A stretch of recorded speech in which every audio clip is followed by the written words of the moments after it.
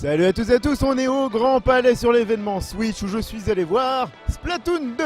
Alors Splatoon 2 c'est un jeu qu'on a vu venir d'assez loin puisqu'on avait déjà vu des images en octobre derrière. C'est bel et bien un numéro 2 mais il faut le dire très proche du premier sur pas mal de choses.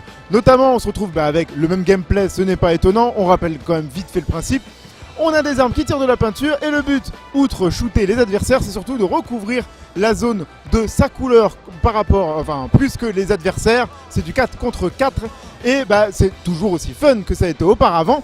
Mais les nouveautés là ici, c'est la possibilité d'avoir des armes qui s'utilisent à deux mains et de tirer donc à deux endroits en même temps. Ce genre de choses c'est plutôt fun, en plus on peut s'en servir pour faire des strafes, etc. Donc ça c'est quand même plutôt pas mal. Bien sûr il va y avoir de nouvelles maps, du nouveau contenu parce qu'ils vont continuer à jouer, à travailler sur le jeu pendant longtemps après sa sortie, tout comme ils l'avaient fait avec Splatoon quand il est sorti sur Wii U en 2015, si je ne m'abuse, mai 2015.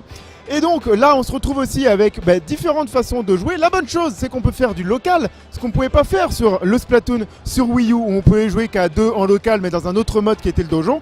Là on peut jouer en local, chacun avec sa petite, j'allais dire mablette, c'est la console, on le rappelle, la console Switch. Et on peut jouer donc à 8 comme ça, entre potes, donc ça peut être franchement fun parce que ça manquait un petit peu quand même à l'original. Bien sûr on peut toujours aussi jouer en ligne. Et justement pour parler de cette console Switch, ça marche très bien d'y jouer juste avec la version portable. J'ai testé les deux, hein. J'ai testé avec donc la version portable et qui a bien sûr les fonctions gyroscopiques, donc tourner dans tous les sens comme ça, ou de jouer avec une manette sur un écran. Comme d'habitude on rappelle la Switch, c'est différentes manières de jouer. Et là pour Splatoon, ça marche quand même impeccablement, quelle que soit la manière de jouer. Toujours un coup à prendre parce que c'est Splatoon et on sait que c'est un jeu qui n'est pas évident la première fois qu'on y joue.